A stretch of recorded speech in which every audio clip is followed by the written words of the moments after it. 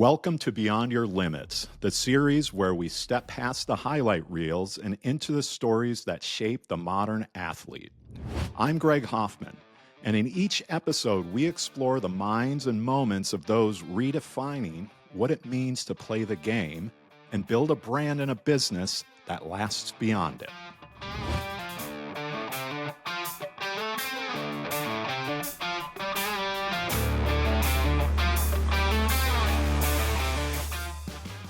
Today on Beyond Your Limits, we're joined by Mason Plumlee, center and power forward for the Charlotte Hornets. From winning a national championship at Duke to making an indelible mark on every team he's joined over his ongoing 12-year NBA career, Mason has earned a reputation as one of the league's most trusted and versatile teammates, someone who elevates the game on both ends of the floor. Beyond the court, he's built a personal brand rooted in humility, a strong work ethic, and constant evolution. His journey shows that influence in the game, it's about a growth mindset, consistency, and the ability to lift people around you. Mason, welcome to Beyond Your Limits. Thanks for having me. Happy to be here. I have to say this, as someone who lives and resides in Portland, Oregon, we got to enjoy your play and your leadership for 2 awesome years with the Blazers. So thank you for that. Thank you. I love my time out there. It was a fun 2 years. Special time, great team, and obviously you elevated that team to great heights while you were there. And I wanted to start this conversation. You know, I found it really interesting. You come from a family of athletes. I mean, your brothers are both pretty accomplished players in their own right. And growing up in that environment, how did that shape the way you competed, obviously, but how you thought about success as well as you were looking to, maybe potentially forge a career in the arena of basketball? I think you experienced competition early, whether it was basketball, swimming, video games, whatever it was. There was a lot of competition within the house. Or I would say more so between me and my older brother. My little brother was a little younger, and I lost to Miles a lot in a lot of things. And I think success became just the willingness to keep competing and showing up. And you go to bed mad, but you got to go and play tomorrow too. So that's really what success became, I think, for me. Yeah, I have to imagine. I mean, who's reffing those games during those years? Again, we talk a lot about this era of athletes as brands as well. And during that time, was there a professional athlete or team that motivated you or inspired you? Any sport, maybe someone who obviously was remarkable within the arena sport, but maybe transcended that. Was there someone who played that role for you? Obviously, for those of us of a certain generation, we had the posters on the walls, right? Yeah. I had the Wings Michael Jordan posters staring at me every day. Yeah, there were a lot of people. I mean, even though it wasn't really my generation of being a fan, like I heard stories or watched tapes of like Magic Johnson and Larry Bird, right? And when you talk about brand, like Magic was always interesting to me for everything he did off the court while he was playing. I heard stories about like how Walter Payton worked out in the off season. Like that was inspiring to me. So yeah, I think to me, finding people outside of like your own sport too is really like I remember one Olympics, like Apollo Ono was like the star of the Olympics, like understanding like what their journey's like, how they train, what their disciplines are. All that stuff was really fun to learn and read about as a kid. And then even people that like are lesser known, like I remember I got a movie on Dave Darvecki, and like I thought his story was amazing. So yeah, I think it's great to like learn people's stories and see if it can influence you in your journey. Yeah, you make a great point. Being able to peek behind the scenes beyond what's on the surface and learn a bit more about what people have overcome, what makes them tick, or what their passions or aspirations are, I think is such a big part of connecting on an emotional level with audiences and fans. And so your run at Duke is quite remarkable. You win a national championship there, and you're there for 4 like amazing years. And I have to think It's such a value-driven culture. And what might those values be that, you saw the team forge, you all growing together, or a specific mindset that you've kind of taken from that time and it's been with you on your shoulder as a voice Yeah. throughout your entire career?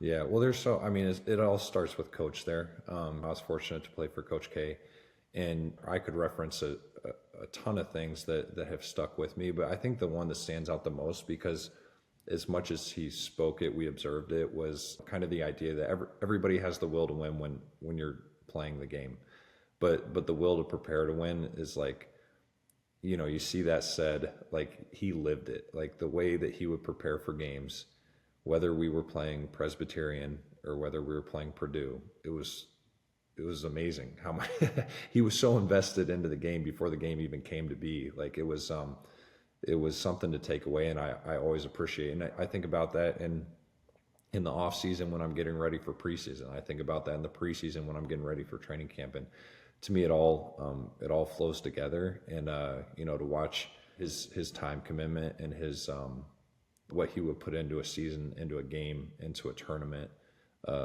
was something I just always will keep with me. Wow. What words. Everyone has the will to win during the competition, but it's a different level if you take that same will in preparation. And to me, that's something anyone can take, even people that, outside of sport, just in the business arena. You earned a degree in psychology at Duke, and how has that maybe shaped your approach to the game or your leadership style, how you use your voice or collaboration within the sport arena or outside of it? It's helped really, I think, in like connecting with teammates and coaches, just understanding that we all have different personality types, different approaches. Like, and the staff at Duke was good about it, right? Like some guys, they respond to being called out in front of a team. Some guys, it was better to approach them one-on-one. Like just kind of having the EQ to understand like how and when to connect with somebody, when to push, when to pull back. Like, I think that it's not that it's measured all the time, but if you're genuine and authentic in your approach to being a teammate or being coached by your staff, I think there's subtleties in communication style. I think it can lead to some great outcomes if you understand people better. Yeah, such a great point. No one's the same archetype from a personality standpoint, and understanding those differences or being able to read and have empathy for others, I think is so key to building chemistry in a collaborative environment. Couldn't agree more. Yeah. Yeah, and so you're now, I mean, 12 years into the league, and when you kind of look at your journey over those 12 years, is there a specific lesson that maybe you didn't pick up in college, but you could have only learned it within that NBA journey at Well, that echelon?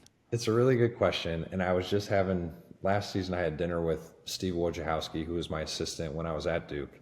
And it's funny you say, you had a great 4-year career.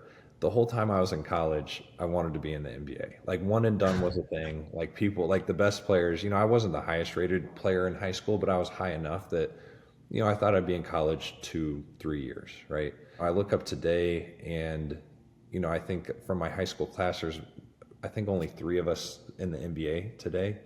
My whole high school class is no longer in the league, and they've had great careers, and a lot of them got there sooner than me. But to me, what I couldn't understand in the moment was like everybody has a different journey, everybody has a different timeline, and like there was nothing to me. It's not like I don't look at it as 2-3 years lost in the NBA.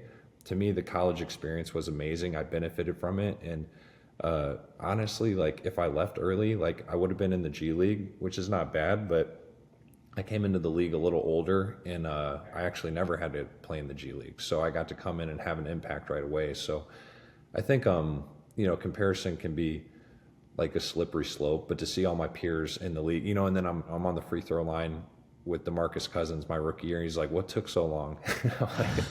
I was trying to get here, but Yeah, I just think just enjoy the journey, enjoy the moment where you're at, and everybody says that, but I think it's good to have those reference points where, when you aren't given everything you want right away, it can be a good thing. Yeah, great advice. Definitely. I think our expectations are so high, especially with the younger generation now. Not only high expectations, but the speed at which they want to accomplish those goals is at warp speed. When you look at all you've experienced, this might be hard to answer or pin one instant down, but is there a moment, a play, maybe a conversation, or maybe a setback that you had to overcome that changed the way you either saw yourself, saw what you're capable of as a player or as a person during that time?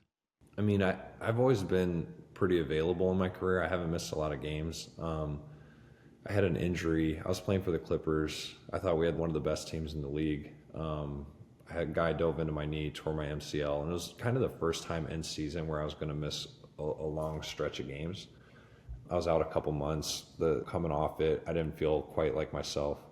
I think it just gave me an appreciation for how much you can do even when you're not contributing on the floor. Like you kind of associate your value with, well, what did I give us 10 rebounds tonight? What was my plus minus in the box score? To me, that was an opportunity. We had a younger guy on the team that I really got to spend some time with and get to know his story and his journey. And funny enough, now we're teammates here in Charlotte, and he's having like a career year. So that's been fun to see. But I think just kind of understanding, like as athletes, like it's easy to measure by the way that the world measures, and when you just can't do that by way of injury or whatever the case may be, there's still a lot there to offer.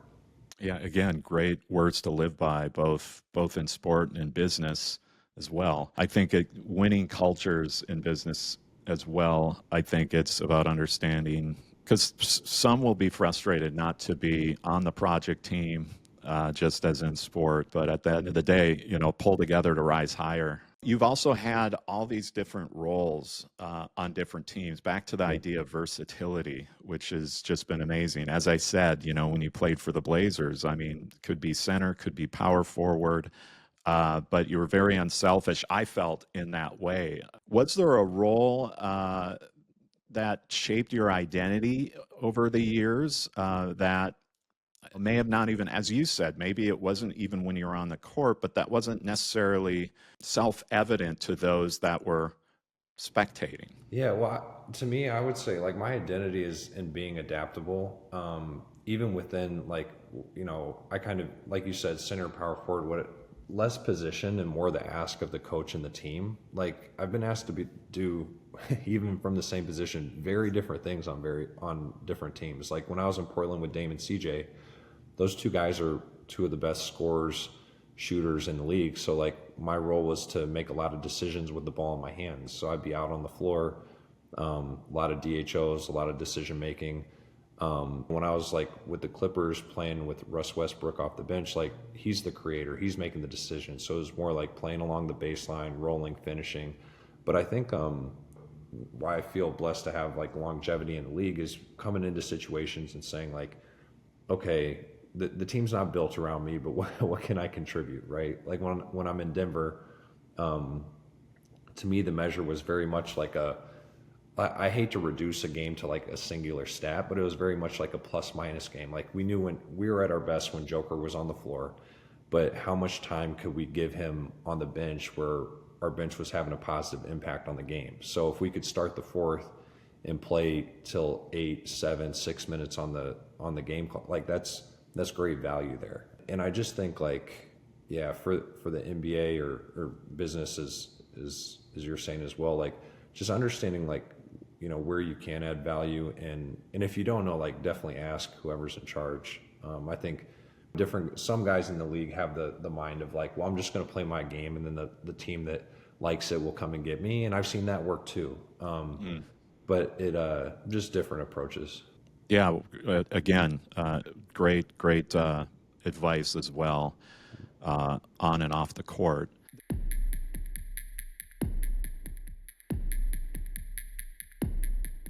This is going to get into more of the brand building side as an athlete. Was there a time, whether it's college, whether it's the NBA, when you it kind of dawned on you what it meant to be a brand? And when I say that, meaning the great power that athletes have, that people have in terms of how they can move people, stir emotions in individuals, inspire people to do great things just through the way you play or what you're using your voice, your actions. Is that just something that happened naturally, or was there a moment where it's like, wow, what I do, what I say, how I act and show up has a profound impact, not just on the court, but with people?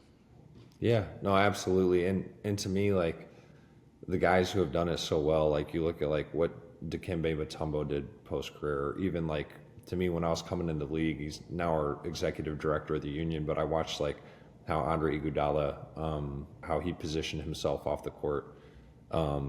It's a platform, and you can do with it what you want. But I think like to me the biggest thing with all that is just like being authentic and genuine to what your interests are and what you're passionate about. To me, I always think it's funny. Like some guys, like they think they're into something, they go and do a PR effort about it right away, and then you look up 18 months later and they have no interest in it. So like, whether it's they're a wine aficionado or they're an art collector or whatever it is, it's like, okay, that was more for the article than your actual love of the interest. But no, I think it's to me it's been really cool to see, and our league and our union does a really good job of championing those people and getting their interests out there and their causes.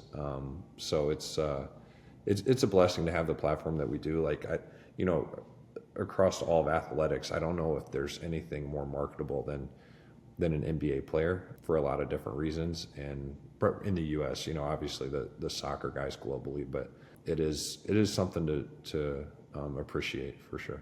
Yeah, great point. And back to your thoughts on authenticity, which is so true. I always say, don't chase cool, right? Because the minute you do, your audience will leave you behind because they can't feel that authentic connection between kind of what you're doing, what you're connected to, what you're sponsoring, and who they believe you to be. And back to that, I mean, so much of branding is about shaping perception on that. And how do you balance letting your play do the talking versus when you um, have something to say or you want to get involved in a certain organization or with a brand that lets people maybe see a little bit more than what they see on the surface or what they see on the court? I mean, even do you have like a certain mission statement or vision statement that guides you, or is it more intuitively understanding who you are and making decisions based on that?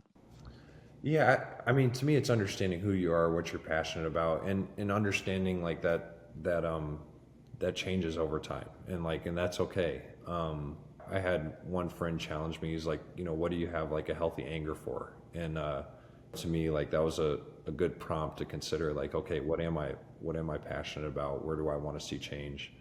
So there's different ways to go about it, but I think like yeah, just understanding, and then like you said, partnering with different organizations. Like I think it's important to do your homework. I think people they present when you collaborate with different, whether it be a nonprofit or whatever. Like you got to make sure that they're authentic about their approach too, and doing things the right way. I've seen teammates get involved with organizations that weren't, and it ends up reflecting really badly on them.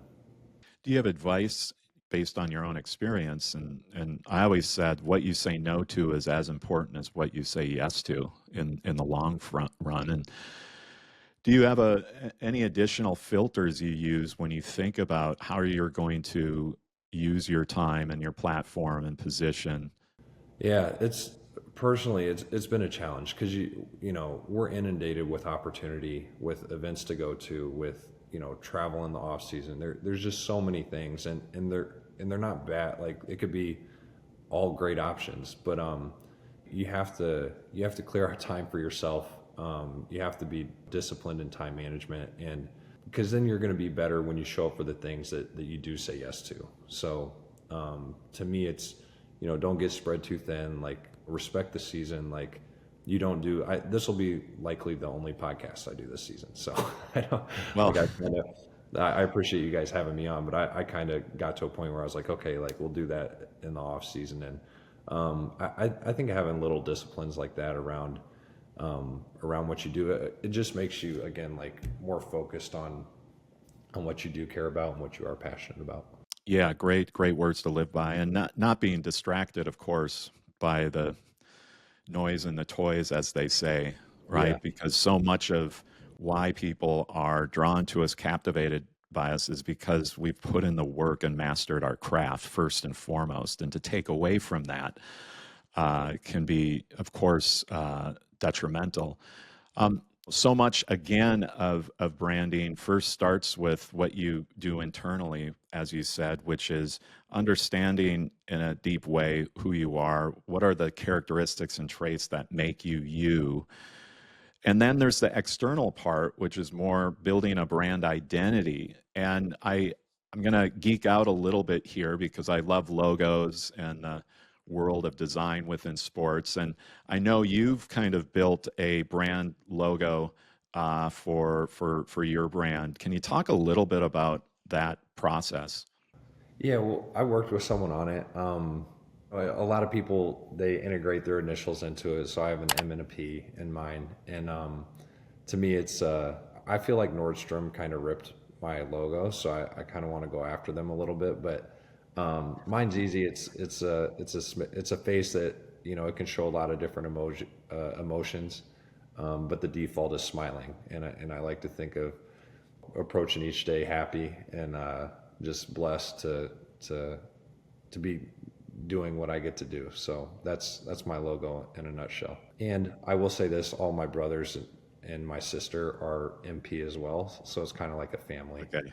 It's more of a I, family logo. Yeah. I love that. You should charge them maybe if they want to use it on that. But I think that's great because you said something there, just even about the smile, and to because I know there's a lot of younger athletes aspiring to create their own brand, and I think it's easy to jump into creating, whether it's content, stories, reels, logos, etc. But understanding first, just doing a bit of work, not a lot of time, just to understand what are your attributes, what are the identifiers that make you you, and it just leads to a richer output, more authentic output of stories, some of those being visuals. And so I gotta, and again, I applaud because I love the logo and the fact that it can be used in different ways and it's kinetic in nature. Yeah, Nordstrom's, you gotta you gotta protect what's yours. I know. So so when you think about maybe another question just on your career, it's you've experienced a lot, and I think there's as you said, adaptability and durability. What's the secret to that longevity? And maybe some other advice just on handling change and transition within that. Yeah. Well, I think a good word for having longevity is just perspective. Like there's so many emotions within a season, and you have to find some way to disconnect when you get an off day or when you get home from a game that didn't go great. The emotional highs and lows are real, and people who've lived it, played it, coached it, they know about it. But you, I think you have to keep it in its proper place, and it can't be all consuming. And I think there's always that battle going through a season. The name of this podcast is Beyond Your Limits, and what does that personally mean to you, either when you think of the present or the future? That's a good question. I'm certainly at a place where there's less ahead of me than there is behind me in my athletic career, and I have a lot of interests off the court, but it does feel like there's a limit to where to where this career goes, right? So there's you know, if I'm blessed, I'll play another couple of years. I'm curious what's next. I'm not ready for it yet, but I'm also open to the next chapter when it comes. Yeah, well, just listening to you today and how you break down your experiences into mantras and words to live by, I do know that there's a lot of people that can draw inspiration from that. We're overstimulated as a society now with so much, obviously through social media, in terms of trying to focus and trying to create a game plan that builds a brand for the long term, that is not getting distracted or doing things that, quite frankly, are disposable and aren't adding up to something bigger and better in the future. Is there a piece of advice that you have for the up and coming athletes, whether they're high school, college, or even professionals? And it could be either within the game as well as an athlete, or while they're playing, also understanding that there are limits to how long we spend on the pitch, track, court. Yeah. But I like to think there's no limits to what we can build beyond that. Right. And is there something that you have seen or experienced that you could provide? Yeah, you know, to what you said, just like in a world of like digital distraction and short form content and like very short attention spans, like if I were a young athlete today, I would go against the mold, and I would be really thoughtful and deliberate about like what I put out, what I represent, and put it out in a form factor that represents that. So it's not a 30-second Instagram quip. It's a reflection that's written out. It's a blog. It's a you know, a more studied or thoughtful representation of what it is that you're going through within the season, or your off season, or your training program, or you know, some interest off the court, off the field. Yeah, I just think that there is an audience that wants something that's not clickbait, and that would be my encouragement in the moment anyway. Again, great advice. I think you mentioned story. It's like owning your story so someone doesn't write it for you, I think is really important. And you talked about the difference between long form versus short form content and storytelling around you, and that there's audiences for both. So, well, yeah, I mean, you've definitely even given me a lot of great words to live by. I appreciate that. I know you had those 4 incredible years, probably listening to mantras every day within the locker room and on the court with the Duke team, and your career within the NBA. But really appreciate your time today, Mason. And I think there's a lot that players at all levels can gain from your experience, as well as your reputation and the brand that you've built over time, and that you're going to continue to build beyond that. Well, I appreciate that. It's great to be on, and thanks for having me. You bet. All right.